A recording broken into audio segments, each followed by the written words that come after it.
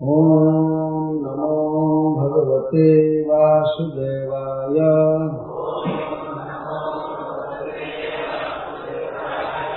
ओम नमो भगवते वासुदेवाय।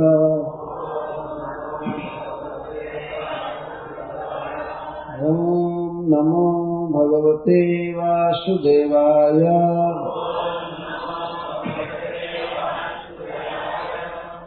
कृष्णः कमलपत्राक्षः पुण्यश्रवणकीर्तनः स्तूयमानोऽनुगैर्गोपैः साग्रजो ब्रजमाव्रज। तं गोरजस्फुरितकुन्तलबद्धवरः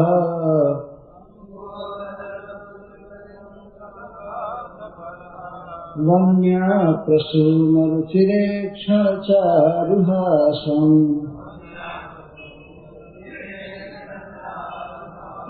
वेणुं कान्तमनुगैरनुगीतकीर्तिः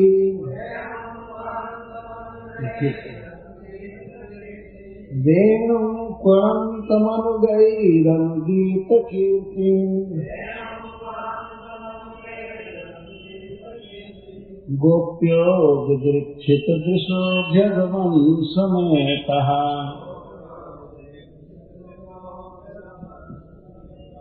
पीत्वा मुकुन्दमुखसारगमक्षिभृङ्गैः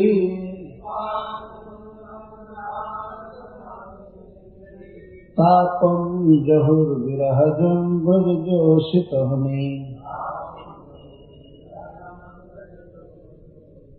तत्सत्कृतिं समधिगम्य विवेशगोष्ठाम् सभ्रीरहासविनयं जगताङ्गमोक्षम्। कृष्णः परमानंद घन परमाकर्षक परब्रह्म कमल पत्राक्षः कमल के पत्ते के समान जिनकी सुंदर आंखें हैं। पुण्य श्रवण कीर्तनः जिनका श्रवण और कीर्तन पवित्र करने वाला वे स्तूयमानः अनुगैः गोपैः अपने सखा गोपों के द्वारा जिनकी कीर्ति का गान हो रहा है और उन सखाओं के साथ तथा साग्रजः अग्रज के साथ श्री बलराम जी के साथ ब्रजम ब्रज आब्रज आ रहे हैं।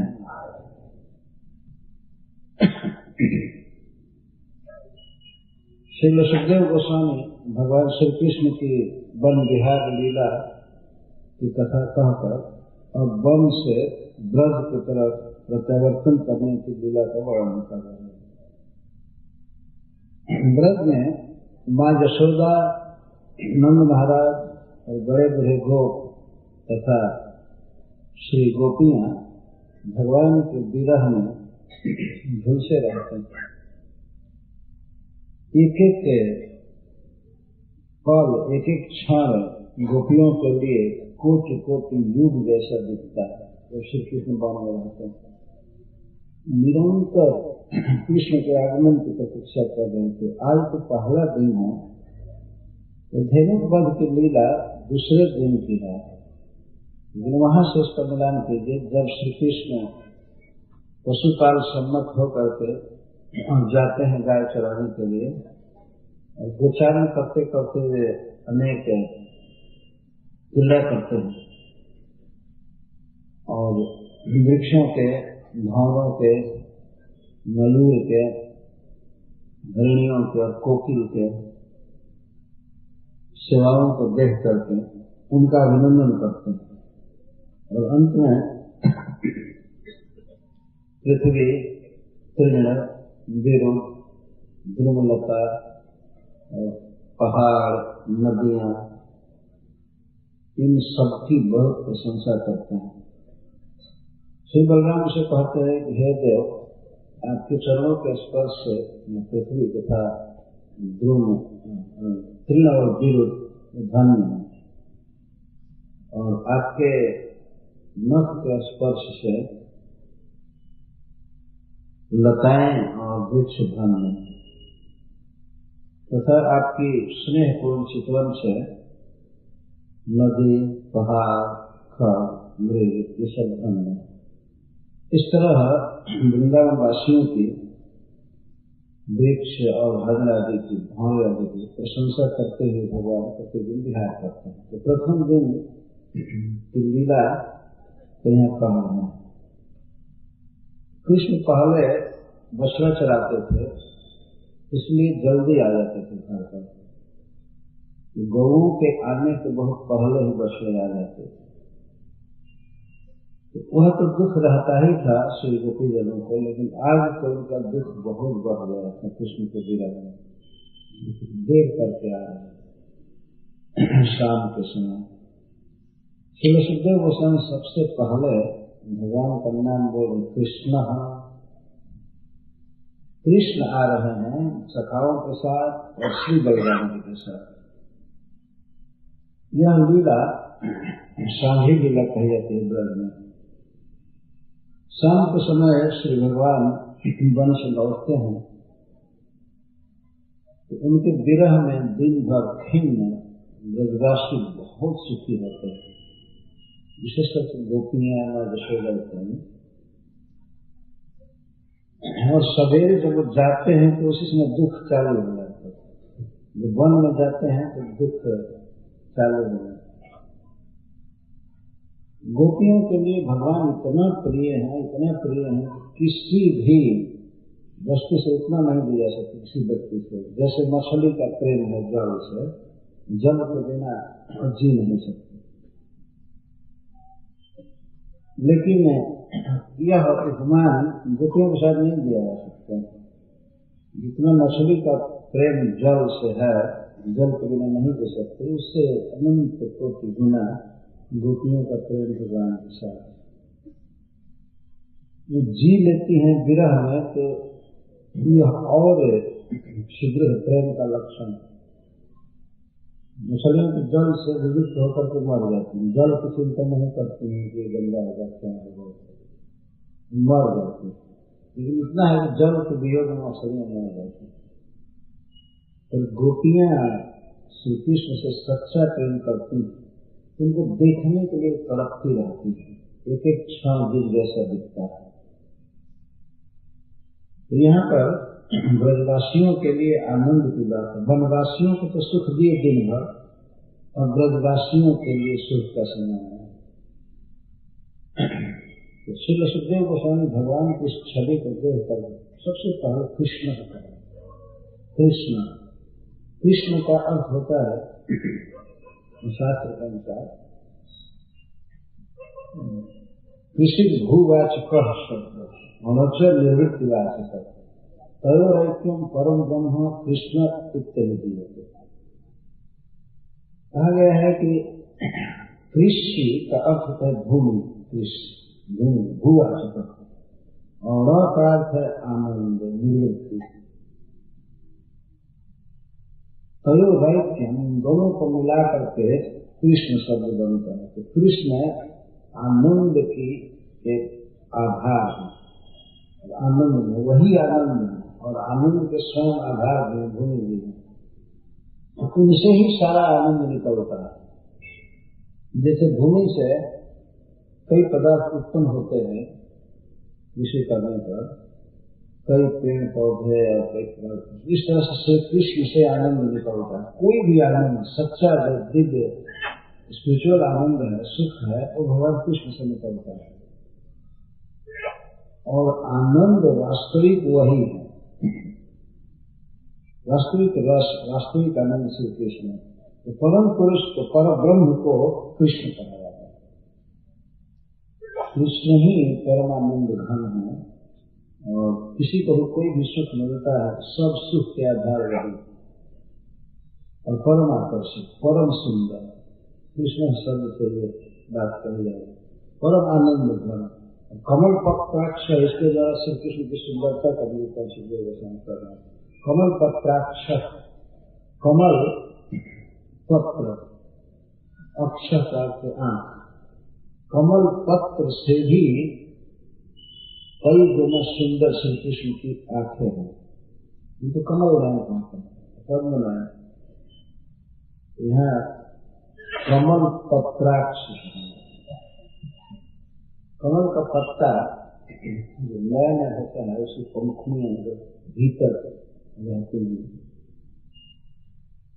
इसके समान श्री कृष्ण की आंखें सुगंधित हैं, सुंदर हैं और शीतल हैं। जिस पर ये देख लेते हैं उसके जन्म जन्म की जलन समाप्त हो जाती है। कमल बहुत शीतल होता है। तो भगवान श्री कृष्ण किसी पर देख लें तो वह सुशीतल हो जाता है, उसकी जलन मिट जाती है, परम सुखी हो जाता है। इसका अर्थ ये है। और श्री कृष्ण के सर्वांग से सुगंध निकलता रहता है, आंखों से भी एक कमल जैसी गंध निकलती है। कई कमल से उतना देने के कई कारण। कमल पत्राक्ष, कमल सुशीतल होता है, सुंदर होता है और सुगंधित होता है, उसका स्पर्श भी बहुत कोमल होता है। इस तरह भगवान की आंखें हैं। शास्त्रों में ऐसा वर्णन है, यदि कमल नयन कहिए तो इसका अर्थ होता है भगवान विष्णु कृष्ण। नाम रखने की जरूरत नहीं। किसी सभा में देवताओं को अगर भगवान आए हैं कहीं पर तो कहा जाएगा, जैसे भगवान शिव के लिए कहा जाता है त्रिनेत्र जी आए थे, त्रिनयन, उनके 3 नेत्र हैं भगवान शिव के, लेकिन उनको कमल नयन नहीं कहते हैं। कमल नयन भी आए थे। अगर भगवान आए सभा में तो सीधा कहा जाता है कमल नयन आए। कमल नयन का पूरे ब्रह्मांड के देवता, दानव, मनुष्य सब जानते हैं। इस पृथ्वी पर मूढ़ मनुष्य नहीं जानते, लेकिन देवता सब जानते हैं कमल नयन को क्या आते हैं। परम सुंदर भगवान विष्णु जो श्री कृष्ण के ही अंश विलास है। श्री कृष्ण की आंखें कितनी सुंदर हैं। सुखदेव गोस्वामी भगवान श्री कृष्ण के समग्र सौंदर्य का वर्णन कर रहे हैं एक शब्द द्वारा, कमल पत्राक्ष। लक्षण है आंखों की सुंदरता का वर्णन करके सर्वांग सुंदरता का निरूपण कर दिया गया।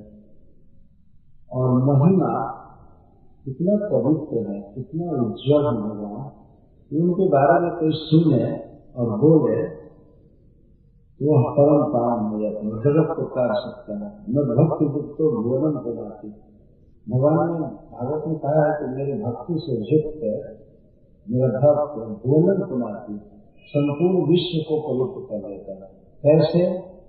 मेरी गाथा गा करके, मेरा कीर्तन करके, मेरी कथा कहा करके सारे जगत को काट देता है।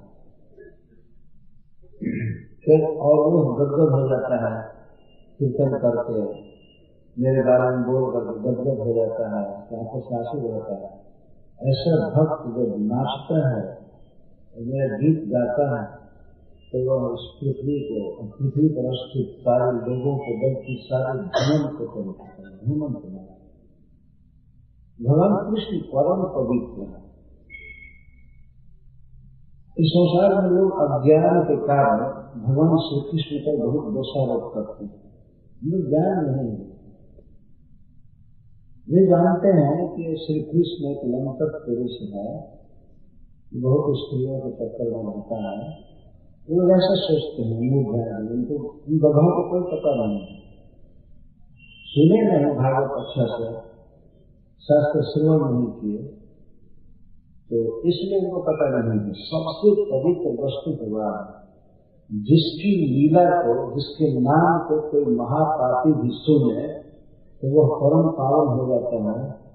तो स्वयं भगवान कैसे दोषपूर्ण हो सकते हैं, अपवित्र कैसे हो सकते हैं? विचारने की बात। जिनका नाम कोटि कोटि जीवों को तार देता है, नाम कोटि खलकुमति सुधार। इसका नाम बोलने से या कान में पढ़ने से जीव के सारे कर्म समाप्त हो जाते हैं। वो भगवान कैसे अशुद्ध हो सकते हैं, कैसे दोष की भावना में की जा सकती है। करने वाला आदमी वास्तव में बहुत पापी है, अज्ञ है, जड़ है।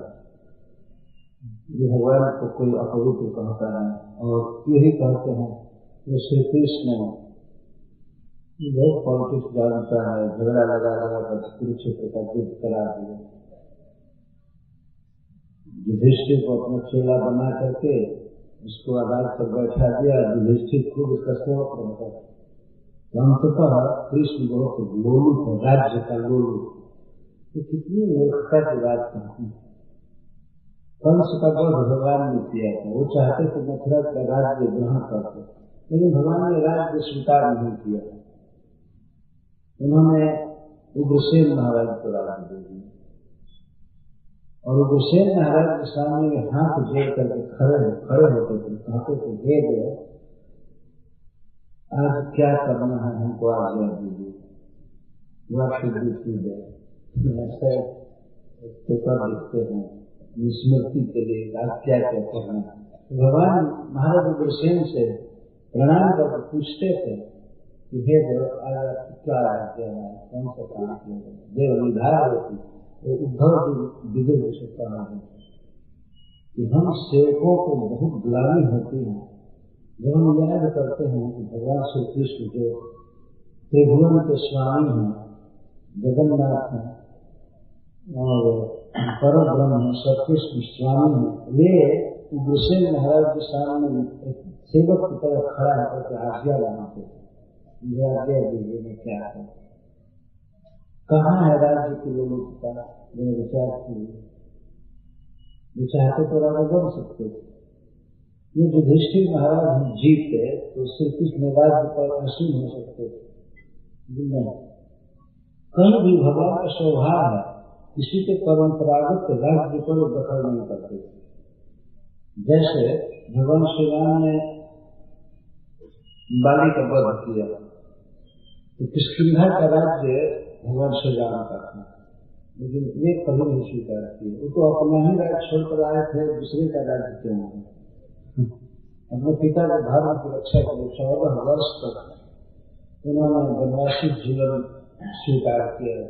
कभी गांव में नहीं गए, कभी शहर में नहीं गए और कभी पकाया हुआ भोजन नहीं खाया, अन्न या दूध गर्म करके कोई दे, कभी नहीं।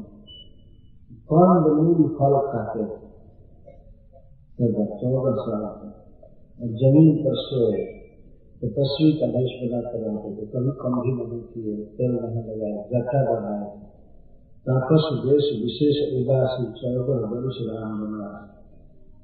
भगवान ने पूरा धर्म का पालन किया। कोई भी बहाना नहीं किया कि जरूरी है वन में कोई तकलीफ हो रही है, कुछ भी। भूमि पर सोना, बलकल वस्त्र पहनना, पेड़ की छाल, केला की छाल पहन लेते थे, या हरिण की छाल अगर मिलती थी तो उसको पहनते थे कभी, और सोते थे जमीन पर। गांव में गए ही नहीं थे, लाख फैसिलिटी हो, कभी नहीं गए। और गांव शहर में है क्या, कोई भक्ति थोड़े है, क्या इंद्रिय तृप्ति का सामान मिलता है कुछ देर तक। कहीं भी बाजार में जाए, आत्मा के लिए कुछ भी नहीं मिल रहा है, केवल देह के लिए मिल रहा है। जूता, टोपी, कोट, कमीज, खाने की चीज, पहनने की चीज, खूब आजकल संसार के बाजार में बिक रहे हैं। किसके लिए? देह के लिए। आत्मा के लिए वृंदावन में वस्तुएं मिलती है, जप माला मिलती है, झोली मिलती है, गोपी चंदन तिलक मिलता है और भगवान की याद दिलाने वाला वस्त्र मिलता है, प्रसाद मिलता है। वहाँ आत्मा के लिए वहाँ पर चीज है, इधर सब वर्दी के लिए शरीर के लिए।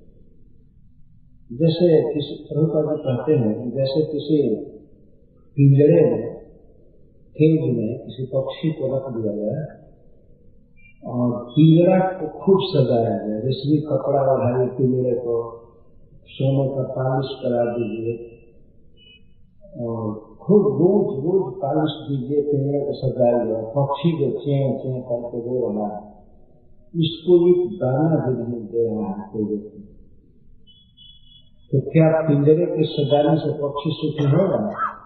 नहीं। कितना भी पिंजरे को सजाया जाए लेकिन इसमें रहने वाला पक्षी मर जाएगा, सुखी नहीं हो सकता। इसी प्रकार हम लोग वास्तव में इस पिंजरे में हैं, ली गई है सुगना पिंजरा भोजपुरी में गाते हैं, का कर राई राई पाई पाई जोड़ के उड़ गई है सुगना पिंजरा छोड़। ये राई राई पाई पाई के पैसे जोड़ कर क्या करोगे? एक दिन ये जीव रूपी सुगा उड़ जाएगा पिंजरा को छोड़ के, इसको यही छोड़ दिया जाएगा और पिंजरा को स्मशान में जलाकर राख कर दिया जाएगा। देह के लिए इतना सब चीज लाना क्या आत्मा को सुख देगा? मान लीजिए इसमें खूब महंगा महंगा पदार्थ डाल रहे, खा रहे हैं, महंगा कपड़ा पहन रहे हैं, खूब इसमें तेल मालिश चल रहा है। भगवत में कहा गया है कि यदि तुम्हारे तेल लगा रहे हो, चंदन लगा रहे हो और इसको बहुत कीमती कपड़ा पहना रहे हो, तो जानते हो किसका स्वागत कर रहे हो? कुत्ते और सियार के भोजन को मालिश किया जा रहा है। ये भागवत में कहा गया है, स्वश्रृंगार भक्ष।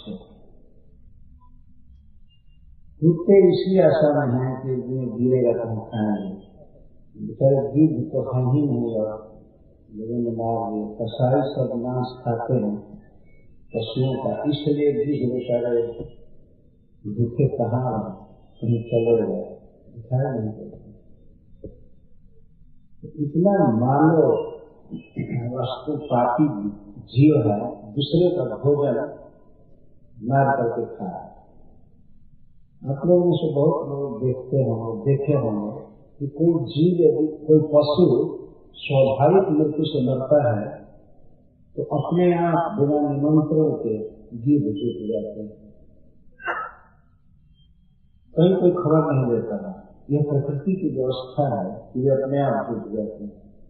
जब पशु जीवित रहता है तब नहीं आते हैं। जीवित अवस्था में तो सब कसाई खाते हैं, पापी जीव। इस संसार में सबसे पापी सबसे अधम मनुष्य है गाय का नाम खाने वाले, सबसे अधम। वो चाहे कुछ भी नाम ले रहे हैं उसमें कोई दम नहीं है।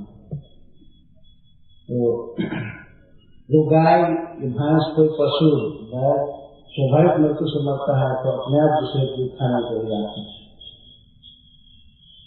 लोग कहते हैं कि ये पशु बढ़ जाएंगे, ये बकरे बढ़ जाएंगे तो क्या होगा? जो बढ़ जाएंगे लोग पूरे शहर में फेंक देंगे, उनकी मृत्यु नहीं होती है और इसलिए इनको मार करके खा करके कम कर दो, फिर खत्म कर दो। ये विचार है मनुष्यों का। ऐसे जीव मनुष्य कहलाने को योग्य नहीं हो सकते। यह सत्य है, अपने को भले वो बहुत अच्छा करें लेकिन मनुष्य का दर्जा उन्हें नहीं दिया जा सकता है। पशु हैं, जिन पशुओं को खाते पशु भी अच्छे हैं। कोई बाघ सिंह कितने पशु मारेगा, जो मारेगा पेट भर जाएगा, वो कसाई खाना थोड़े चलाएगा, सलाइटर हर्ष नहीं चलाएगा सिंह और बाघ, वो लोग अच्छे हैं।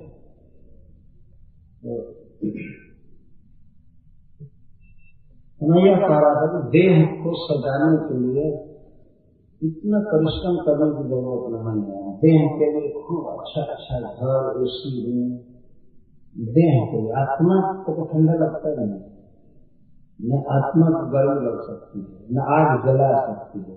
डायरेक्ट आग में रख दिया जाए नहीं जलाया, और न हवा सुखा सकती है, न पानी गीला कर सकते हैं, न उसको काट सकते हैं। भगवान गीता में बार बार कहते हैं। एक बार उन्होंने कह दिया, नैनम छिंदन के शस्त्र, नैनम दहत पावक, न चैनम क्लेद्यम कहते न शोषयति मार्ग। फिर कहते हैं अदाह्यो यम अशुष्को अयम अच्छेद्य अयम, इस तरह से कहते हैं। ये अच्छेद्य है, शस्त्र इसको नहीं काट सकता है, ये अशोष्य है, हवा उसको सुखा नहीं सकता है, अक्लेद्य पानी इसको गीला नहीं कर सकता। इस तरह से भगवान बात करते हैं। अदाह्यो इसको आदमी जला नहीं सकता। एक ही बात कई बार कह रहे हैं कि मनुष्य समाज पूरा समझ गया कि आत्मा में और देह में बहुत भेद है, कोई टच ही नहीं है आत्मा और देह को ही आत्मा मान करके इसका जो लोग लालन करते हैं। इसलिए शास्त्र कहता है कि ये कुत्ता और सियार का भोजन का लालन किया गया है। इसमें जो कोई भोजन है कुत्ते के लिए खूब बढ़िया पैकेज बनाया है, आखिर कुत्ता ही खाएगा, इसे पैकेज नहीं बनाया जा रहा है, वास्तव में तो पूरा देह वो खा जाएंगे या अग्नि की लपटों में जल पर स्वाहा हो जाएगा। हिंदुओं का ज्यादातर शरीर अग्नि देवता है खाते हैं और दूसरे लोगों का शरीर मिट्टी में जाकर कीड़ा हो जाता है। ये समझते हैं कुछ लोग कि ये देह ही आत्मा है, इसीलिए मरने पर और सजा जाकर के और जमीन के अंदर डाला और अच्छा से घर बनाते हैं कि यहाँ विश्राम करेंगे और जो उठेंगे, कब उठेंगे तो डेट नहीं है,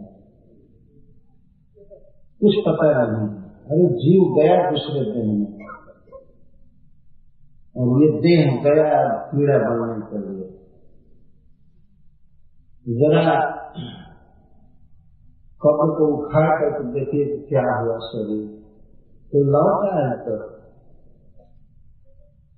1400-1500 वर्ष हो गए, कोई लौटा है, ये निर्णय हुआ, किसी का 2000 वर्ष हो गया, लौटे कोई कब्र से कोई जिया है। न्यूज पेपर में कभी आया कि कोई कब्र से निकल कर भाग गया है। कब्र में जाने का रोज वर्णन है, रोज वर्णन जाने का मरने का, लेकिन कोई उठ करके भाग गया कब्र से, इसी न्यूज पेपर में या टीवी में कभी आया समाचार, कभी नहीं आ सकता।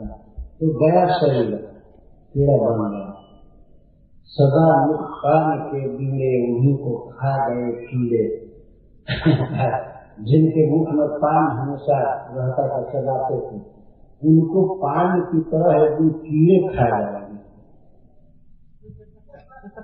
पान को कचड़ रहे शरीर को खा जाएंगे कीड़े को, शरीर ही सब कीड़ा हो जाता है, कीड़ा में कीट हो जाता है, वो कीट मिल करके शरीर को खा, शरीर से कीड़े उत्पन्न होते हैं और कीड़े शरीर को खाते हैं।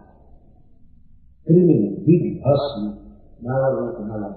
या तो शरीर कृमि बनता है गाड़ने पर, सड़ जाने पर और जलाने पर भस्म हो जाता है, अथवा कोई जीव खा जाए, सियार कुत्ता या गिर, तो उनका मल बन जाता है। शरीर की गति निश्चित है, इन तीन में से एक गति होगी निश्चित है, और इसी शरीर को इतना सजाया जाता है। ये कैसे इस दिव्य प्रसंग में बात आ गई?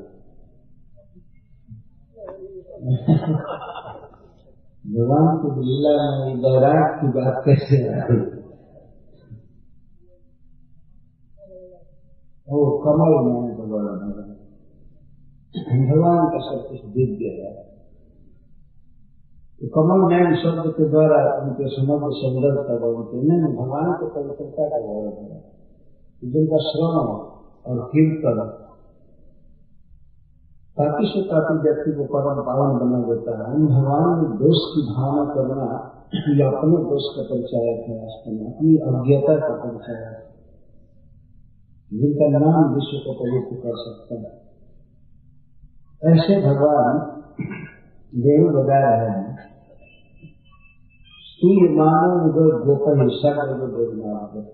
तो श्री कृष्ण लौट रहे आनंद घन निर्दोष भगवान खास करके मैं उन लीलाओं को कहना चाहता था, संकेत कर रहा हूँ, जो भगवान में दोष निकालते हैं कि गोपियों के साथ नाचते हैं गाते हैं और महाभारत कुरुक्षेत्र के पॉलिटिक्स में भाग लिए और कृष्ण लोभी हैं। ऐसा इसलिए कहते हैं कि कृष्ण ने राजाओं का बहुत वध किया। प्राय उनके लीला में आप देखेंगे राजाओं का वध करते हैं। राजा अगर ठीक होगा तो सब ठीक हो जाएगा, इसलिए भगवान ने राजाओं को ठीक किया था। और ठीक क्या किया? बदमाशों को मार मार करके बैठे यहाँ रहने लायक नहीं, उत्पात करते थे। जब 11 वर्ष के थे तो कौन सा वध किया? वह राजा था, जरासंध का दामाद था, बहुत खराब था। जो अपने बहन के पुत्रों को मार सकता है, जन्म लेते हैं, वह कितना खल था, कितना बदमाश था, क्या कहना है। लेकिन उन लोगों से बदमाश ज्यादा नहीं था जो लोग अपने गर्भ में ही अपने बच्चे को मार देते हैं। ये ज्यादा पापी है। ये कहकर कि बहुत भार हो रहा है, कैसे पालन होगा, क्या होगा, तो तुम हवा दे रहे हो, क्या करते हो, पानी तुम पिला रहे हो, फिर तुम बताए हो, क्यों इसकी चिंता करते हो? जो व्यक्ति गर्भ में बच्चा दे रहा है वो पालन करेगा। ये नियम है प्रकृति। लेकिन अपने बच्चे की हत्या करना यह बहुत बड़ा पाप है।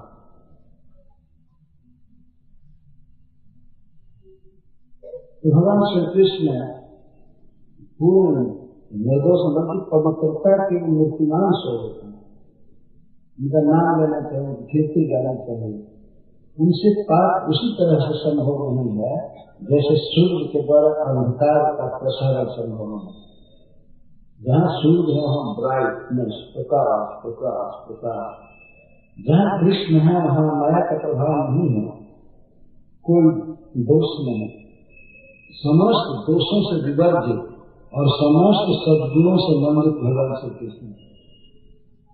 और संसार में जितने भी बड़े बड़े ऋषि हुए सब यही बात कहते हैं। अर्जुन बोलते हैं गीता में कि परम ब्रह्म परम धाम पवित्र परमम भगवान पुरुष शाश्वतम दिव्य आदि देव अजन विभु आहुस्त्वा विषय सर्वे देवर्षि नारदस्त था असितो देवलो व्यास स्वयं चैव ब्रह्मषि। आपके विषय में जितने भी ऋषि हैं, जैसे श्री नारद जी, भगवान व्यास देव, असित देव, सब श्रेष्ठ कोटि के ऋषि हैं जो सर्वज्ञ हैं, ये सभी कहते हैं आहुस्त्वा विषय सर्व। सारे ऋषि आपके विषय में यही कहते, क्या कहते हैं? परम ब्रह्म परम धाम पवित्र परम, ये सभी कहते हैं। अब शाश्वत पुरुष हैं, दिव्य है, आज हैं, विभु हैं।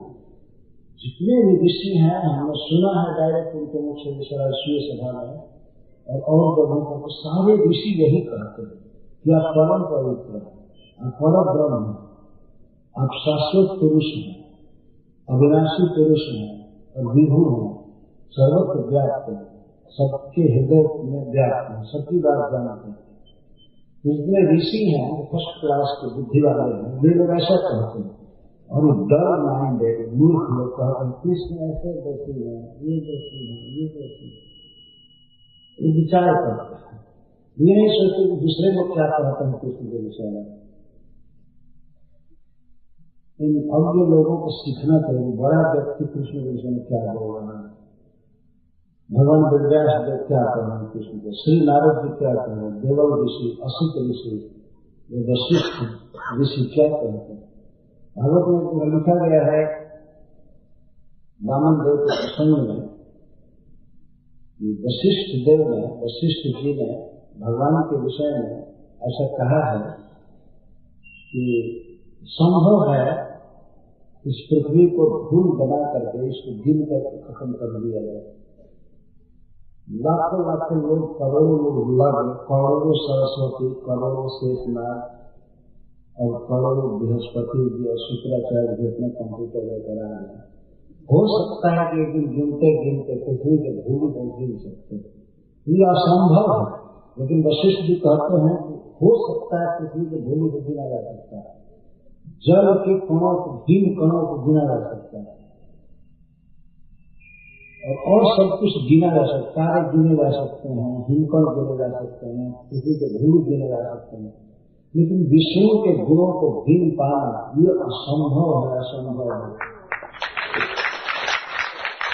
सुखदेव गोस्वामी कहते हैं कि भगवान वशिष्ठ ने ऐसा कहा, वो उदाहरण देते हैं, भगवान ऋषि वशिष्ठ जी ने ऐसा कहा, एक प्रमाण है, अथॉरिटी है वशिष्ठ जी, श्री नारद जी, भगवान वेदव्यास जी, ये जो कहे हैं शास्त्र में उसको अविकल स्वीकार करना चाहिए।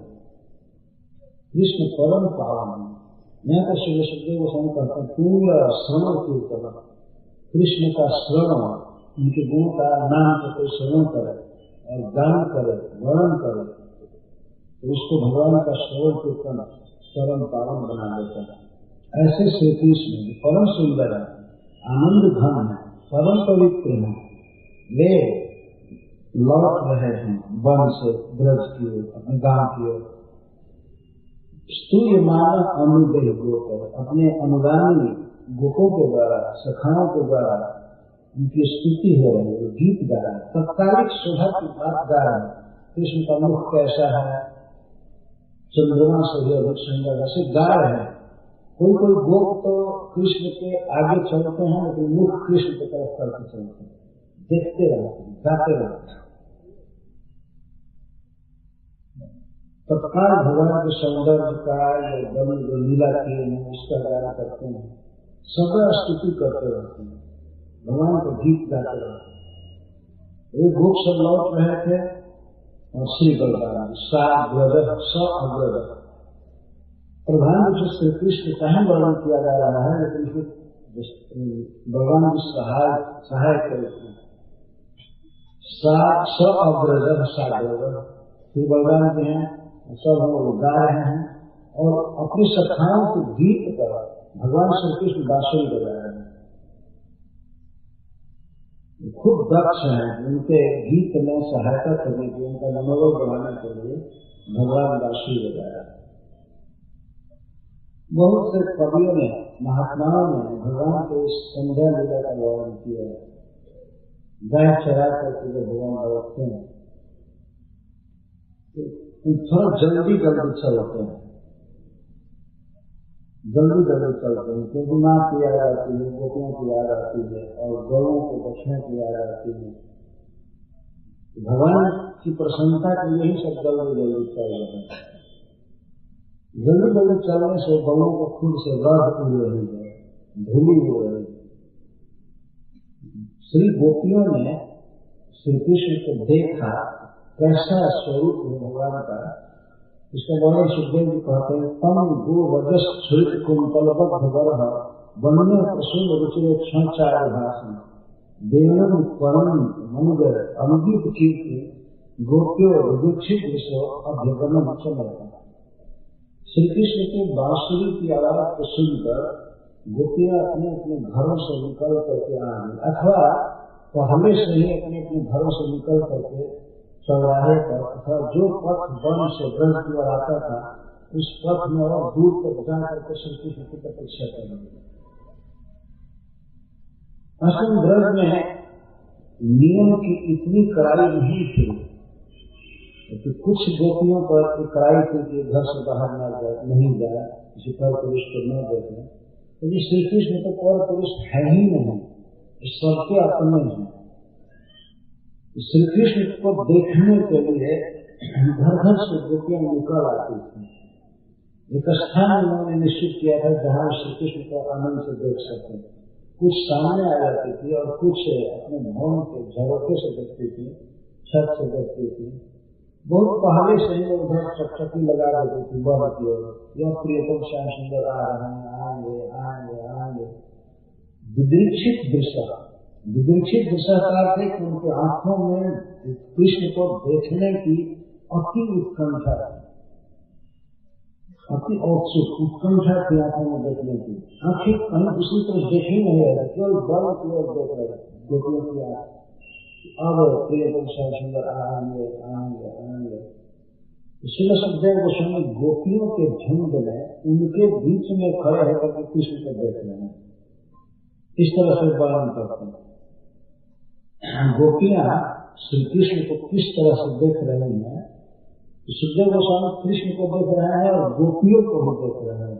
कितनी उत्कंठा है उनके नेत्रों में, विदृक्षित दृश्य, जिनके आंखों में विदृक्षिता, देखने की उत्कट लालसा है, तो विदृक्षित दृश्य होना।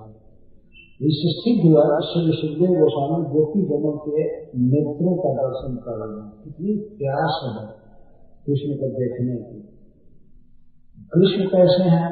कुंतल गोरज स्फुरित कुंतल बंधुवर। श्री कृष्ण गायों के गर्भ से उनके अलग छुरी गोरजो भी श्रुतेषु व्याप्तेषु कुंतलेषु बद्धम बरह और वर्ण प्रसु। श्री कृष्ण के अलग काले काले हैं, परम सुंदर, लेकिन उन अलकों पर, केशों पर धूली छाई हुई है। कैसी धूली? गोरज, गायों के खुर से उड़ी हुई धूली छाई हुई। उससे श्याम सुंदर की और शोभा बढ़ रही है। मुझे दूसरे का उस तरह धूल पड़े तो शोभा नहीं देता, लेकिन भगवान का सुंदर कि न सुंदर। सुंदर व्यक्ति कुछ भी पहने तो सुंदर लगेगा, लेकिन सुंदर व्यक्ति मान ये फटा कुर्ता भी पहना है तब भी वो सुंदर लगता है, और वो सुंदर नहीं है वो आज भी नया पहने तो उसे कहता है। भगवान श्री कृष्ण पर रज भी बहुत सुंदर लग रही है, तो रज से उनकी शोभा बढ़ रही है।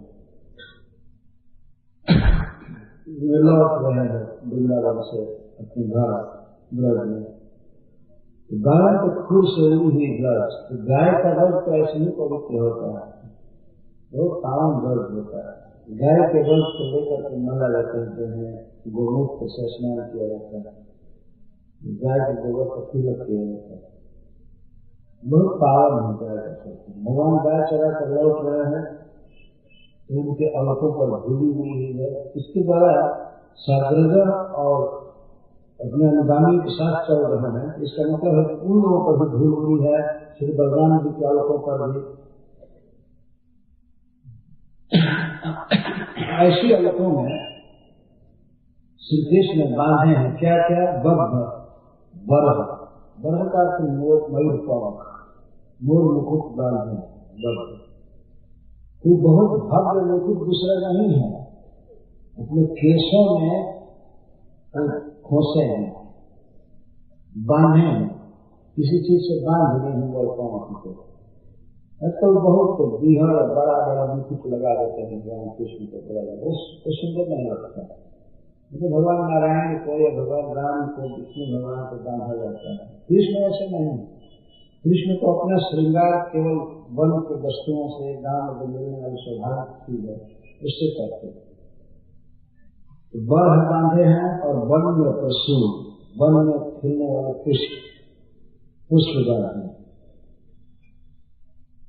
इसके साथ ही साथ रुचि रक्षा, श्री कृष्ण की चित्र में बहुत रुचि है, बहुत टेस्टफुल है, बहुत सुंदर लगे। वो देखते हैं खासकर श्री गोपियों की तरफ, उनकी दृष्टि बहुत सुंदर है। चार भाषण, चारुता सुंदर, हास हंसी, बहुत सुंदर ढंग से हंस रहे हैं, मुस्कुरा रहे हैं। तो दोनों के लिए दो विशेषण सुखदेव गोस्वामी देते हैं, रुचि इच्छा और चार भाषण। रुचि रुचि रुचि का अर्थ होता है स्वाद। भगवान श्री कृष्ण जब देखते हैं प्रेम से किसी के तरफ, और विशेष करके श्री गोपी जनों की तरफ, वो इच्छा देखना रुचि बहुत सुंदर, बहुत सुंदर। और चार भाषण, बहुत सुंदर हंसी, देखना और हंसना बहुत सुंदर है। किसी की तरफ भी देखते हैं तो भगवान हंसते हुए देखते हैं। माँ यशोदा के पास भी गए तो हंसते हुए गए, क्योंकि चाहते हैं कि माँ को ऐसा न बोल, अगर नहीं हंसूंगा तो माँ समझे उसको बहुत परिश्रम पड़ा है, थक गया। तो भगवान श्री कृष्ण हंस रहे हैं, ये सिखा रहे हैं। ऐसा तो श्री सूरदास जी ने लिखा है जब प्रथम दिन गाय चरा करके कृष्ण आए तो माँ के सामने ऐसे चलते हैं, लंगड़ करके चलते हैं, पैर बहुत दुख हो गया, पैर दुख हो गया। माँ को सुख देने के लिए बोल रहे हैं कि माँ कहे ठीक है तो कल से गाय चराने मत जाना, कल से गाय चराने मत जाना। मैं मना करती थी मैं क्यों गए, तो माँ को अपना दुख बता करके श्री कृष्ण उसका आश्वासन देते हैं, जब नहीं जाएगा बहुत दुख हुआ तो माँ सुखी होगी। लेकिन सवेरा होने के बाद फिर चल के बहाना कर, तो माँ रात भर खुशी में रहेगी कि अब गाय चलाना नहीं जाएगा। वो क्या क्या कहते हैं, झूठ बोलते हैं। माँ जितने गोप सखा हैं, यहाँ तक तो बलवान भी तो मेरा भाई है, ये सखा भी हमको गाय चलाना, हमसे ही सारी गाय घेरने के लिए भेजते थे, इसलिए मैं गाय चलाने नहीं जाता।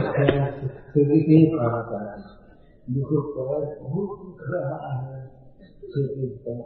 कितना पत्थर गड़ा, बहुत कोमल पैर है मेरा, गर्म पानी लाओ और धो, उसमें तेल लगाओ सरसों का, श्री कृष्ण ऐसे कहते हैं, ये करो करो न करते। बलराम तुमसे गाय घेरवाया, अरे हाँ क्या पता नहीं भगवान क्यों उसको मेरा भाई बना दिया, ये बहुत कल्पना है। और कहते हैं कि जानते हो क्या हुआ, हमको बुलाया कन्हैया चलो मेरे साथ तुमको एक चीज दिखाऊंगा, हमको ले गया एकांत जंगल में, और जंगल में ले जा करके एकाएक कहा हाउ आया है हमको छोड़ करके भाग गया। हाउ भयानक जीव है, बुरा हाउ आया है चलो, और कोई गोप सखा को सिखा दिया था, मुझे बाद में पता चला, उसमें नहीं गोप को सखा को सिखा दिया कि तुम हाउ जैसा बोलो काम तुम्हें।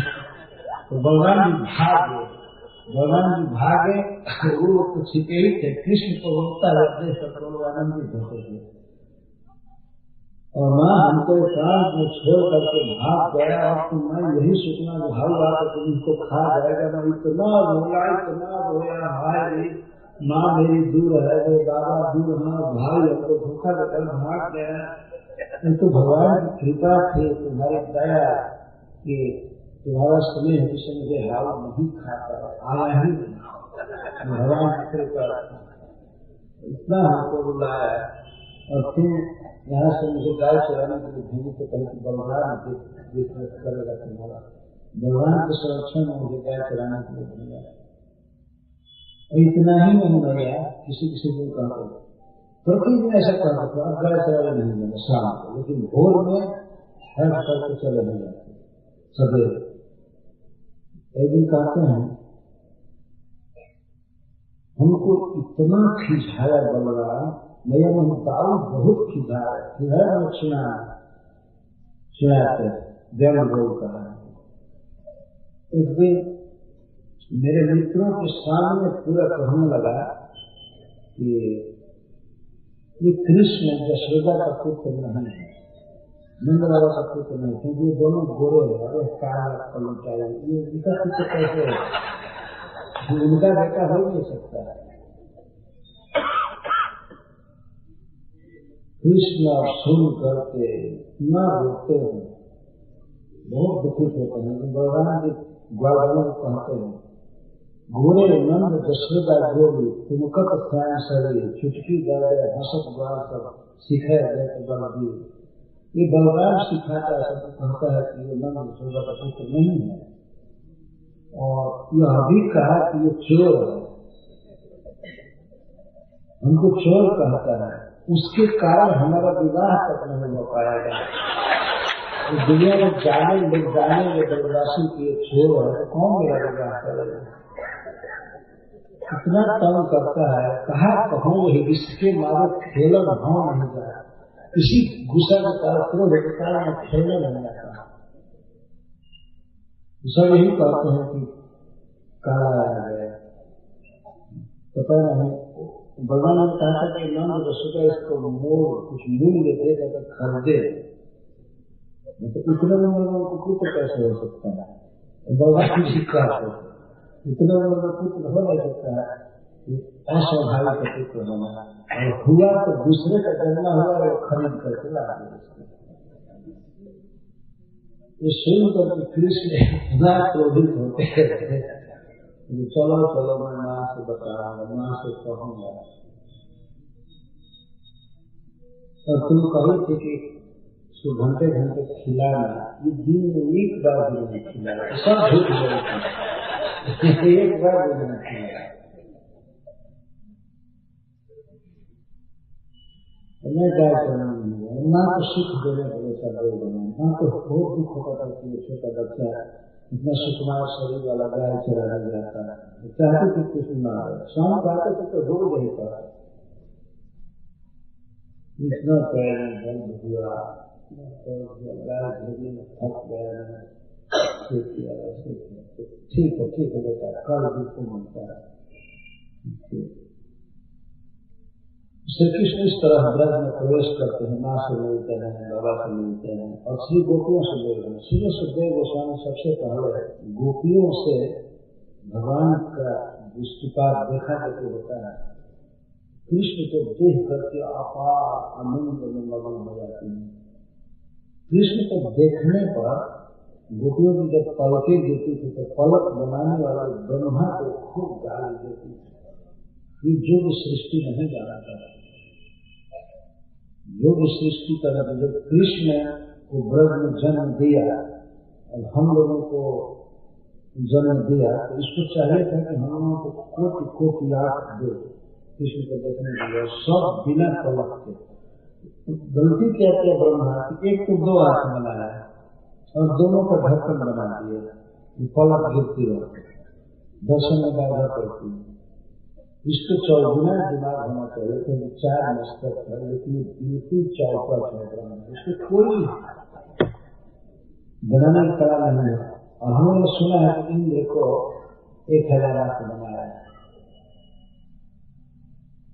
1000 आंख बनाया क्या करने के लिए? वहां तो कृष्ण है नहीं, जहाँ कृष्ण नहीं है वहां पर 1000 आंख बना रहा है। जहाँ कृष्ण है तो देखने की इतनी लालसा है, वासना है, तो हम लोगों को 2 आंख बना दिया। कोई गोपी कहती है अगर कभी ब्रह्मा से हमारी भेंट हो गई तो मैं उसके चरण पर गिर करके सबसे पहले कहूँ कि ब्रह्मा जी हमको कोटि कोटि आंख दीजिए, उस आंखें के सौंदर्य को देख सकें, और किसी भी आंख पर पलक मत बनाए। मोर यदि बोल धरे कोटि आंख काले करे, इसे चैतन्य से कहना। गोपियां कहते हैं कि यदि ब्रह्मा जी हमारी बात सुनेंगे तो हम अपने शरीर में 1 लाख या करोड़ आंख बनवाएं। इतनी लालसा गोपियों को होती है भगवान को देखने की। तो यहाँ पर श्री सुखदेव गोस्वामी कह रहे हैं, वेणु कौन तमोदय रणजीत कीर्ति गोपियों दीक्षित विश्व भगवान सुनाता। श्री कृष्ण बांसुरी बजा रहे हैं और उनके गोप सखा उनके विषय में गा रहे हैं। उन गीत कीर्ति निरंतर उनका जश गाते रहते हैं। उनको देखने के लिए हम श्री कृष्ण को देखने के लिए जिनकी ये सुंदरता है, गोरज अलग में लगा हुआ है, बांसुरी बजा रहे हैं, सखा गणों की कीर्ति गा रहे हैं, जिनकी सुंदर हंसी है, जिनकी रुचि चितवन है, ऐसे त्रिलोकन श्याम सुंदर को देखने के लिए उनकी आंखों में बहुत उल्लास है, दिदीक्षित दृश्य। यहाँ पर देखिए शब्द कैसा प्रयोग कर रहे सुखदेव जी, ये नहीं कहना कि गोपियों को देखने की लालसा, आंखों में देखने की लालसा, यह कहना आंखों में देखने की लालसा। लगता है कि आंखें ही करता है, ये कारण नहीं है, कोई साधन नहीं है देखने का, वही करता है, वही लालसा से भरे हुए आंखें। तो देखने की कितनी अधिक लालसा है, इसको कहने के लिए सुखदेव जी कहते हैं विदीक्षित दृश्य, आंखों में देखने की बहुत लालसा है। ऐसी गोपियां अभ्यगम समेत एक साथ मिल करके और कृष्ण के सामने आ गई देखने के लिए।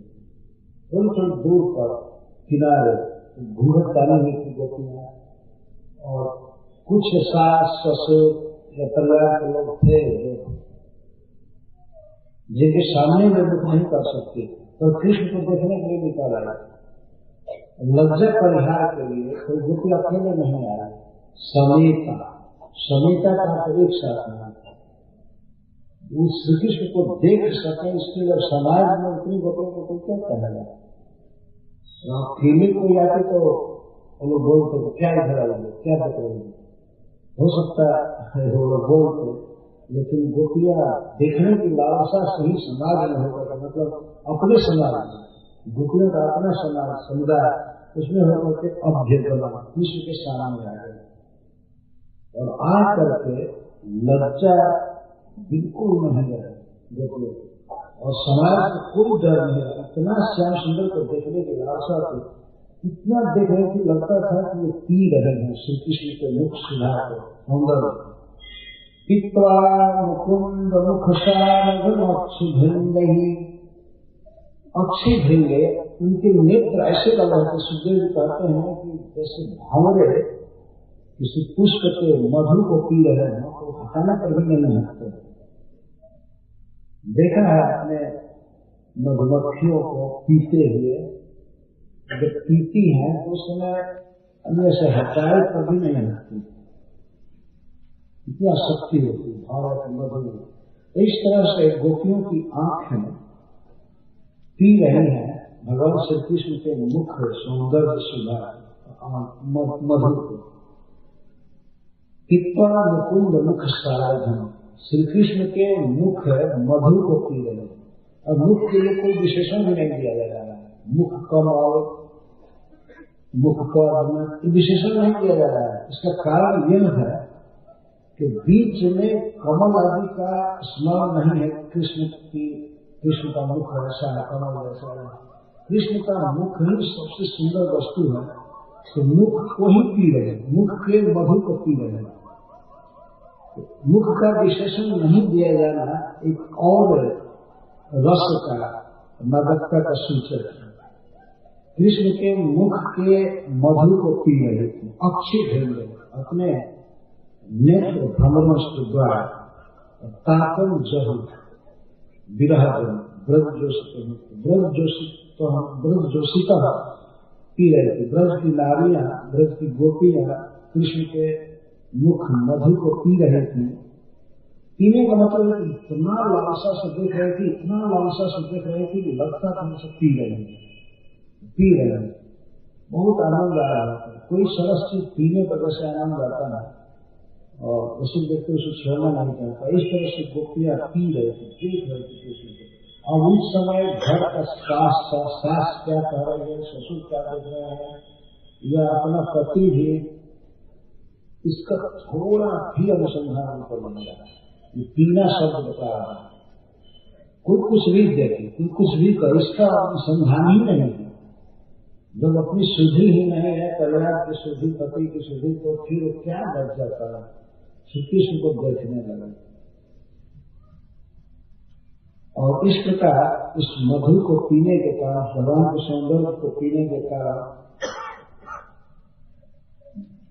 विरहजम तापम जल, जो दिन के समय से कुछ बन रहे थे, तो उनके वियोग से जो उत्पन्न दाह था, हृदय में दुख था, आंखों में जलन थे, श्री कृष्ण नहीं है, वन में चले गए हैं, इससे विरह उत्पन्न, विरह हुआ, विरह से उत्पन्न ताप, दुख। तो वह दुख भगवान के मुख मधु को पीने से जब समाप्त कर दिन भर जली थी, वो ताप खत्म हो गया। और भगवान श्री कृष्ण ने क्या किया, तब सत्कृति समधिकम विवेश गोष्ठ, श्री कृष्ण ने उनका सत्कार किया। जैसे वे श्री कृष्ण को देख रहे थे, वैसे श्याम सुंदर भी उनको देख रहे थे। वे भी देखे गोपियों के मुख कमल, मुख सुधा पी रहे। भगवान भी कोई लज्जा नहीं की, भगवान के कारण सखाओं का कहीं नहीं। वो प्रेम राज्य, भाव राज्य, वहां ये सब नियम नहीं चलते हैं। भगवान अपनी प्रेमिकाओं गोपियों के मुख को देख रहे हैं और सदृढ़ हास विनय जगतान मोक्ष और लज्जा से युक्त मुस्कान सदृढ़ हास विनय, ये स्वागत कर रहे। क्या स्वागत कर रहे हैं, कैसे स्वागत कर रहे हैं गोपियों का, कि भगवान हंस करके उनके तरफ देख रहे हैं। अपान मोक्ष भी किसी चित्रों से देख रहे हैं, हंस करके देख रहे हैं। भगवान की हंसी को देखने पर गोपियों की दिन भर की विरह ज्वाला समाप्त हो रही है। ये सत्कार जो इनके विरह में दिन भर व्याकुल थी, भगवान इनका स्वागत कर रहे हैं। तब सत्कृति समधिगम उनके सत्कार को भगवान ने ग्रहण भी किया। ये अर्थ है, गोपियों ने सत्कार किया कृष्ण का, कृष्ण ने सत्कार किया गोपियों का। ये मुख्य श्री कृष्ण कहने वाला क्या विवेश गोष्ठम शब्द से श्री कृष्ण ने गोष्ठ में जहाँ गौएं दुही जाती हैं रहती हैं वहां प्रवेश किए। गोष्ठ गौओं को पहले ठहराने के लिए प्रवेश किए। बहुत से लोग थे, उनकी गौएं थी, तो वहां आने पर अपने अपने घर में जाने लगते हैं गौएं। भगवान का भी अपने घर है जहाँ गौ रखती है, गोष्ठ गोविंद गाय टिकट पार्किंग नहीं कहीं जहाँ रुकती है, कांच का घेराव किया रहता है, वहाँ रुकती है, वहाँ दोहन होता है, उसमें खोल खोल कर लाला करके दूर जाता है और घास डाला जाता है खाती है। तो गोष्ठ में भगवान विवेश प्रवेश किए। तत्सत्कृति समधिगम उनका स्वागत करके अथवा उनके सत्कार को पा करके गोष्ठ में प्रवेश किए। दोनों तरफ से सत्कार क्या हो रहा है, दोनों के नेत्र आपस में मिलते हैं। तो गोपियां भी हंसती हैं आनंद से, सदृढ़ हास विनय, लज्जा के साथ हंसी और विनय। विनय का अर्थ नम्र भाव। उनका जब अपार मोक्ष, जिसमें सबसे बड़ा सत्कार क्या था गोपियों का, भगवान ने अपने तिरछी चित्रों से गोपियों पर देखा। अब यह विशेषता है भगवान की, प्रत्येक गोपी को ऐसा ही अनुभव हो रहा था कि श्री कृष्ण हमको देख रहे हैं, हमको देखकर मुस्कुरा रहे हैं, अपना प्रेम व्यक्त कर रहे थे। ये पूर्व रहा भगवान के लीला में पहला बार वर्णन किया जा रहा है यहाँ पर गोपियों के पूर्व राग का, दिव्य प्रेम का। इसके पहले गोपियों का वर्णन नहीं आया, ये पहला वर्णन गोचारण के बाद। तो भगवान ने इस तरह किसी चित्रण से और मंद मुस्कान से श्री गोपी जनों का स्वागत किया, उनके प्रेम का प्रतिदान किया और गोपियों के उस स्नेह भर दृष्टि को, चित्रण को उन्होंने स्वीकार किया। समधिगम का अर्थ है कि कोई गोपियों को देख रही है तो उसको पूरा उसके नेत्र से नेत्र मिला करके मन मुस्कान के द्वारा उसे सुख देकर के तब विवेश गोष्ठ, तब धीरज में प्रवेश की, जहाँ गाय रहती है वहां प्रवेश की। श्री सुखदेव गोस्वामी बहुत तन्मयता के साथ इस लीला का वर्णन कर रहे हैं। बहुत से भक्तों ने, कवियों ने इस लीला का वर्णन किया है। एक हिंदी में रसखान नाम के कवि हुए हैं, भक्त हुए हैं। रसखान का अर्थ है रस का खजाना, रसखान, उनका नाम ही पड़ गया था रसखान। और वो मुस्लिम परिवार में जन्म लिए थे, लेकिन भगवान कृष्ण के प्रेम में फंस गए पूरे। उनका बहुत पद है, बहुत से पद है। उसमें एक इस साझी लीला का पद है, गोरज विराजे भाल लहलही बनमाल, गोरज विराजे भाल लहलही बनमाल, आगे गैया पीछे गाल, गावे मृदुता नारी। आगे गई आकाशे गाय गावे मुस्कान गा रहे हैं।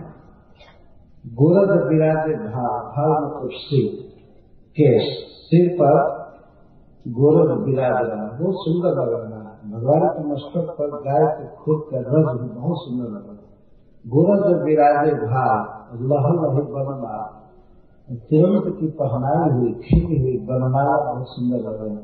बनमाला पर भी धूल लगी हुई है, भगवान के और भी ताला लगाने पर धूल लगी हुई है, फिर भी बनमाला बहुत सुंदर लग रही है। लह लही बनमाला, आगे गैया पीछे ग्वाल गावे मुर्गुता, गौएं आगे चल रही हैं और गोप सब गौओं के पीछे हैं और गोप सब गा रहे हैं, गाँव मुर्गुता। ऐसी धुनी बांसुरी की मधुर मधुर वैसे कुंडल झलक मन मुस्कान। हमको थोड़ा सा कम याद हो रहा, और जैसे गा रहे हैं बच्चे गोप सखा, वैसे श्री कृष्ण भी मधुर मधुर बांसुरी बजाते चल रहे हैं। उनके कानों के कुंडल झलक रहे हैं और देखो सखी कितना सुंदर मुस्कुरा रहे हैं। ये सखी का उद्गार है रसखानी जी की भाषा में। भाव सखियों का है, गोपियों का, भाषा रसखानी जी की।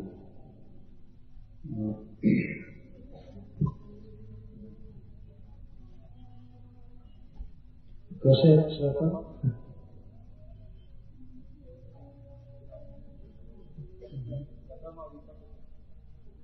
यही है, मैं इसको पहले पूछ रहा हूँ। गोरज विराजे भाला लह लही बनमाला, गोरज विराजे भाला लह लही बनमाला, आगे गैया पाछे गाल गावेंगे दुकान रे, आगे गैया पाछे गाल गावेंगे दुकान। धूमि बांसुरी की मधुरा मधुरा कैसे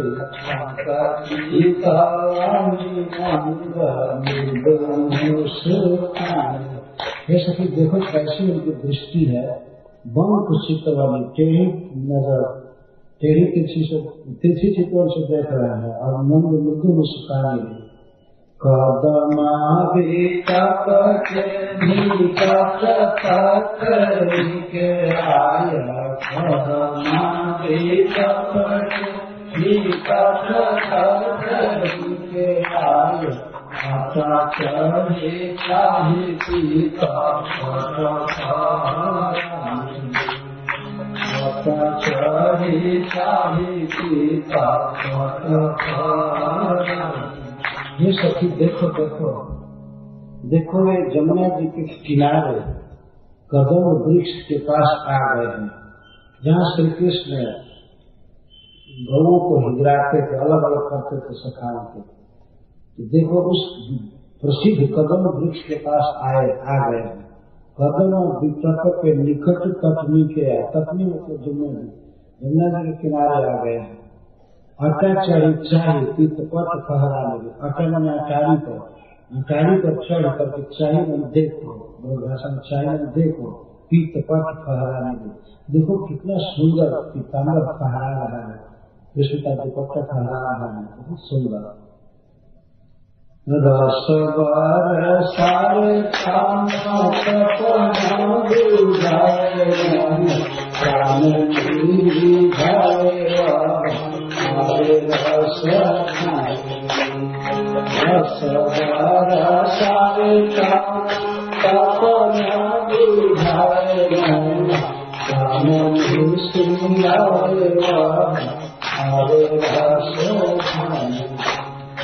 रसखानी भक्त का भी नाम है, और रसखानी श्री कृष्ण तो है ही, रसो रस रस के खाना, रस बरसावे तन तपन बुझावे। देखो ये तुम श्याम सुंदर आ रहे हैं, रस बरसा रहे हैं, गान द्वारा, अपने तिरछी चितवन द्वारा, रसखान द्वारा रस बरसावे।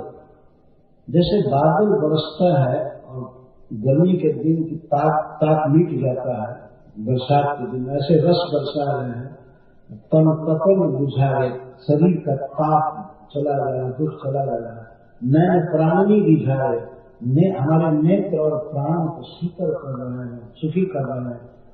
नैन प्राणी रिझावे वह आवे रस खाने, देखो रस खाने आना, कृष्ण आ रहे हैं। इस तरह रस खाने के लिए गाया है। भारतेंदु हरिश्चंद्र भी परम विषय है, इस पर संध्या लीला पर वो कहते हैं, साझ समय साजे साज गावे गावे साथ लिए, साझ समय गावे गावे साथ लिए, मोहन नहीं हरि आवत हरि हरि, मोहन नहीं हरि आवत हरि हरि। भाषा में गाया जा रहा है, इसलिए इस बात में करता हूँ। गोपियां ही कह रहे हैं आपस में अपने सखियों से, हे सखी, सांझ समय साजे साथ ग्वाल बाल साथ लिए, सांझ के समय वन के पदार्थों से, फूल से, माला से, पक्ष से सज करके और श्री कृष्ण ग्वाल बालों को साथ लेकर के आ रहे हैं। सांझे समय साजे साथ ग्वाल बाल साथ लिए, मोहन मन ही हरि आवत हरि हरि। मोहन श्री कृष्ण मन ही हरि, मन को हटते हुए, परम सुंदर लगते हैं, मन को हटते हुए हरि हरि जल्दी जल्दी आ रहे हैं, हली हली आ रहे हैं। मैं एक बार इसका अर्थ धीरे धीरे कहा दिया, लेकिन उल्टा हरि हरि जल्दी जल्दी आ रहे हैं। देखो, मोहन मन को हटते हुए हरि हरि हली हली जल्दी जल्दी आ रहे हैं। मोहन नहीं हरि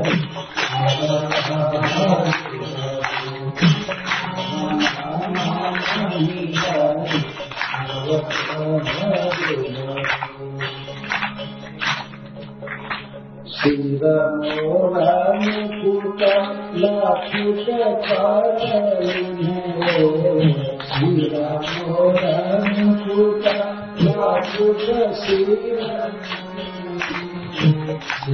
मोरन कुट लाखुट पारलुने, सिर मोरन कुट पारलुने, सीतु पारनागम सबो चारु गोखरे, सीतु पारनागम सबो चारु गोखरे।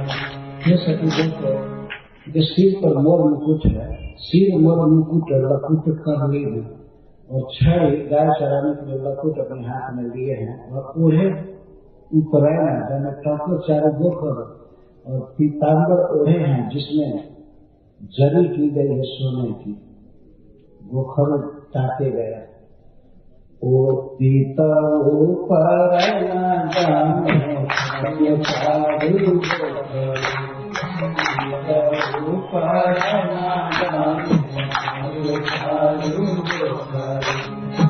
हरिचंद्र बिनु को गावत हरिचंद्र बिनु को गावत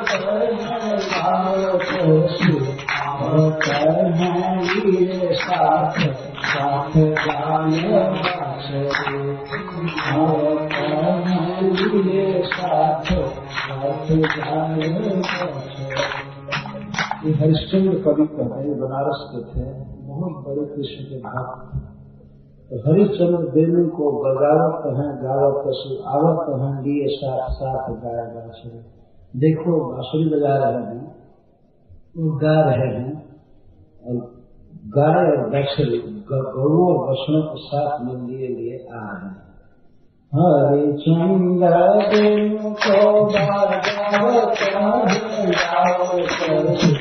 आवत हैं लिए साथ साथ गाय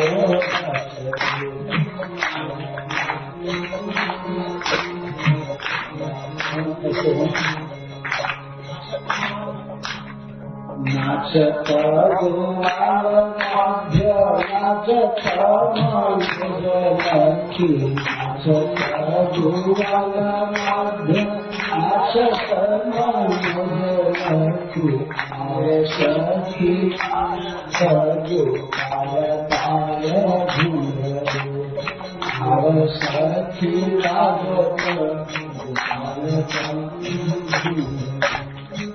देखो सखी, गोपों के बीच में श्याम सुंदर नाच रहे हैं।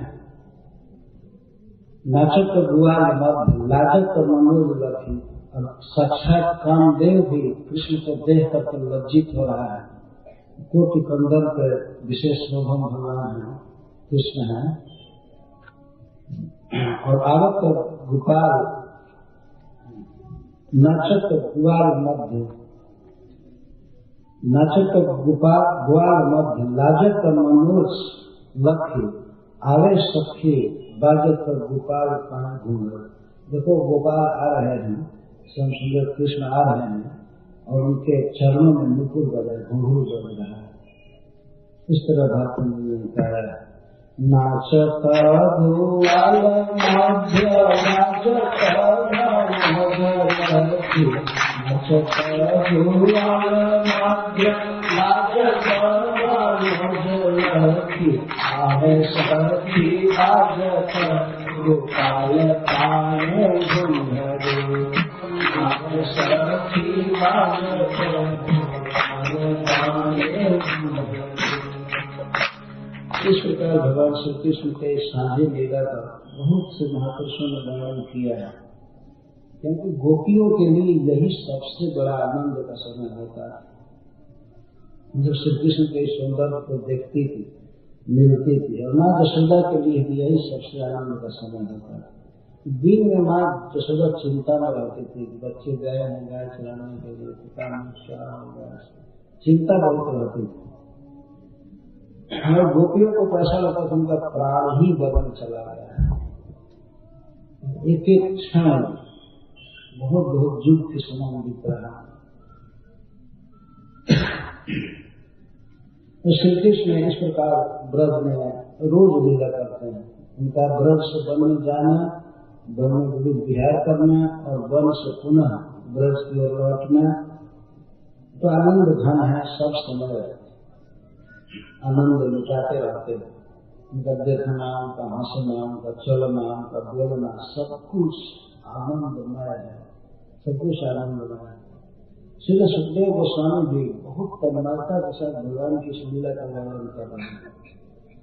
और महाराज परीक्षित की सभा में गंगा जी के तट पर सभी ऋषि मुनि बिल्कुल तन्मय होकर के इस लीला को सुन रहे हैं। ये कम श्लोकों में लीला है, लेकिन इसमें सब कुछ कह दिया गया, सब कुछ कह दिया गया। इसकी व्याख्या बहुत हो सकती है। उनको एक पद दिया जा रहा है इस पर, ऐसो चटक मटक को ठाकुर तीनों लोकन ऐसो चटक मटक को ठाकुर तीनों लोकन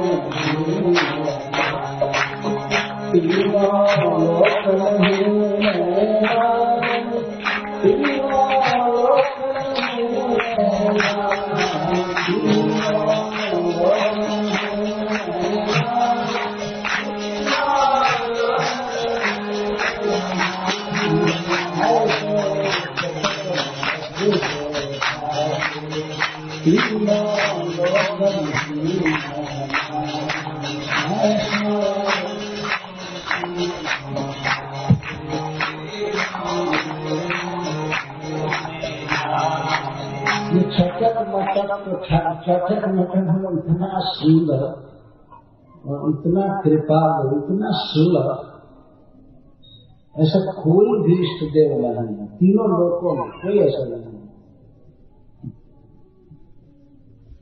उनको तो याद नहीं है।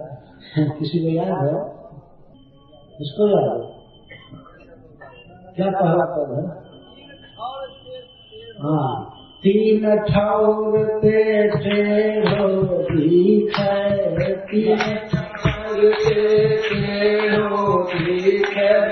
ऐसा ठाकुर है, तीन जगह से टेढ़ा रहता है, त्रिभंग ललित मुद्रा में खड़ा होता है। हम देखिए स्थान में किसी भी सेंटर पर कभी भगवान कृष्ण राधा रानी के साथ में तो तीन जगह से टेढ़े हैं, पैर टेढ़ा है और कमर टेढ़ी और हाथ भी ऐसे मशहूर। तीन ठौर ते टेढ़ो दिखे, तेरी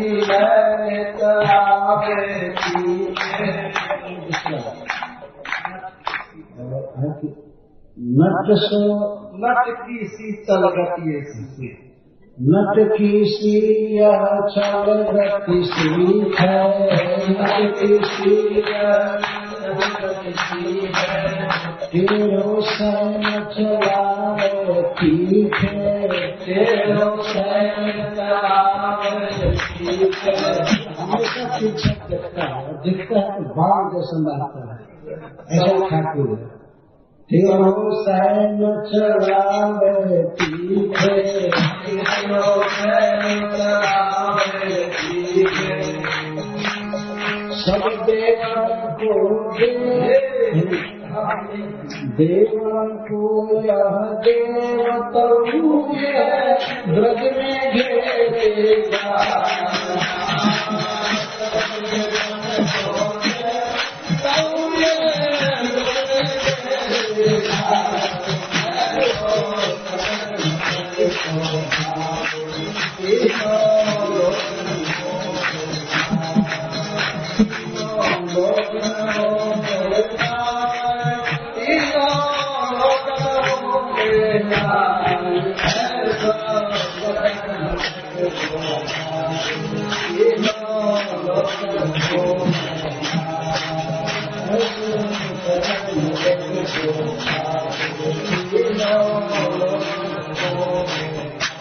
सभी देवताओं का देवता पर ब्रह्म है, लेकिन ब्रज में इसको गाय चलाना पड़ रहा है। देवन को यह देवता ब्रज में घेरेगा, देवन को यह देवता ब्रज में घेरेगा।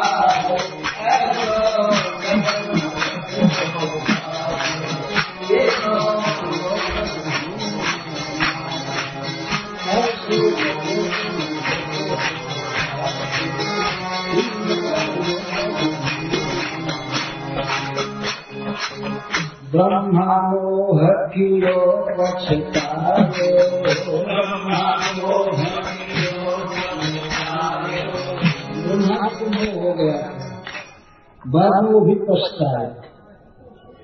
ब्रह्मा मोह कियो पछतायो,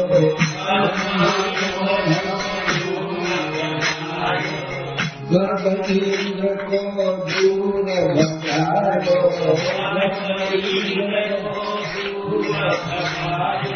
गर्भ इंद्र को दूर भगायो।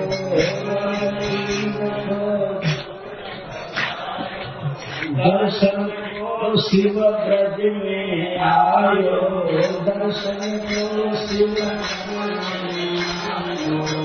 ऐसो गए भगवान ब्रज में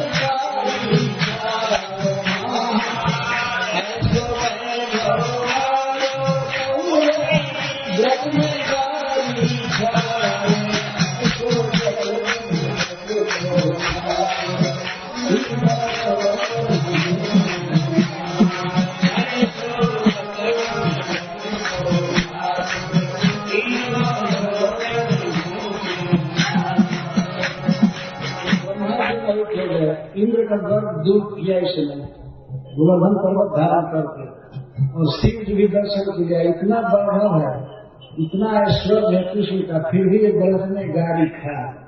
ब्रज में रोज उसको गाड़ी दिया जाता है, माखन चोर कहा जाता है, गोपियां लंपट कहती हैं, इस तरह से रोज गाड़ी खाता है। ऐसो गए भगवान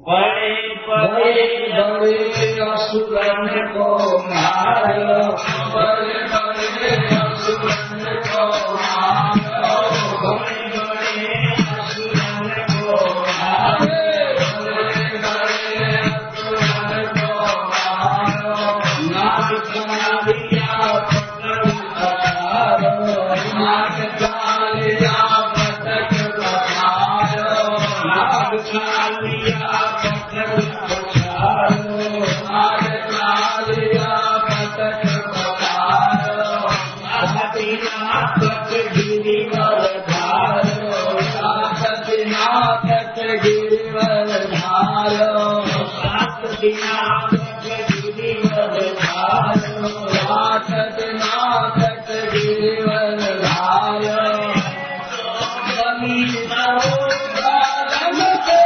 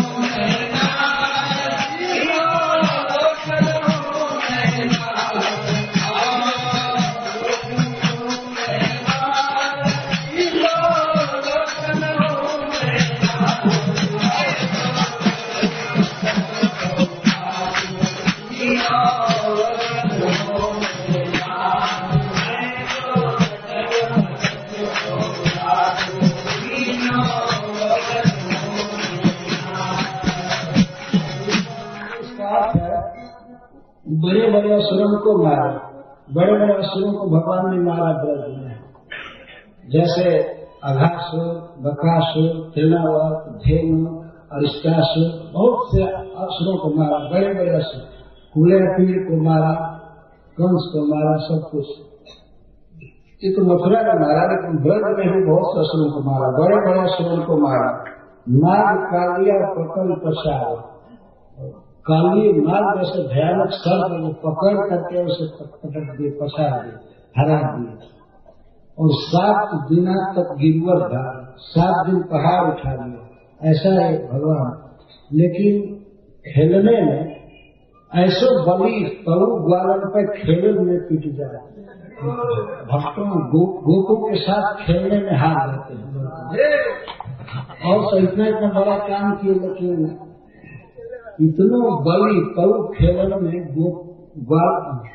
ऐसे बलि तऊ ग्वाल से खेलन में पीट जाए, पीटने में हार जाते हैं, हरा देते हैं, इतने बलि ही तो इतना बलि तऊ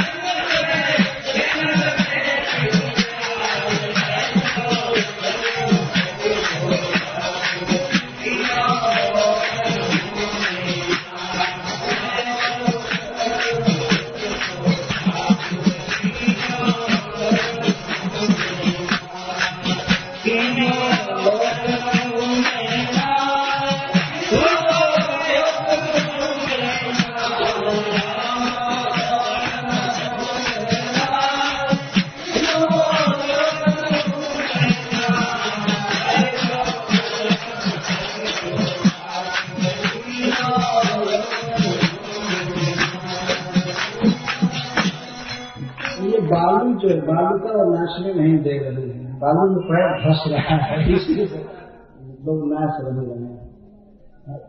अंतिम स्टेज लेते हैं। रूप छबीलो है ब्रज सुंदर, रूप छबीलो है ब्रज सुंदर, रूप छबीलो है बिना बुलाए डोले हर घर, बिना बुलाए डोले, बिना बुलाए डोले घर घर।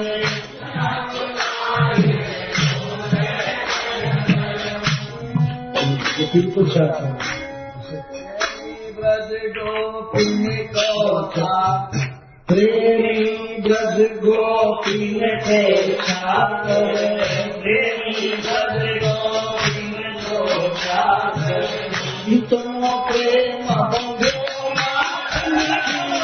चोरी करिए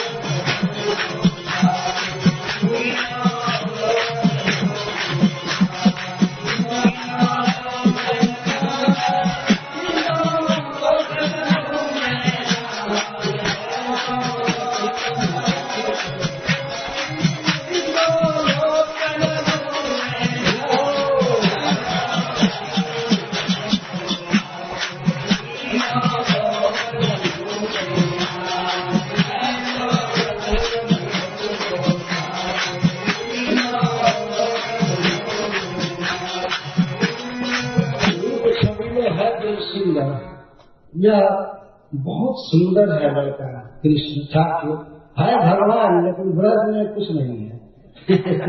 बहुत सुंदर है, रूप छबीलो है, बहुत सुंदर और प्रेमी। बिना बुलाए डोले घर घर, बिना बुलाए ही घर घर में डोलता है। दूसरे देवता बुलाने के बाद भी कहीं नहीं आते, दिखाई नहीं पड़ते, अरे बिना बुलाए इतना बड़ा ईश्वर घर घर में बोलता है। और प्रेमी ब्रज गोपिन को चाहकर और गोपियों का यह नौकर बना घूमता है, कहीं नृत्य करता है, कहीं गोबर उठवाता है, कहीं कुछ करता है, गाय की सेवा करता है।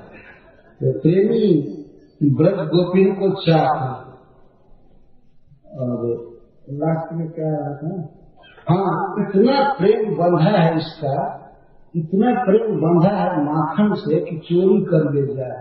इतना प्रेम बंधा चोरी कर ले जाए।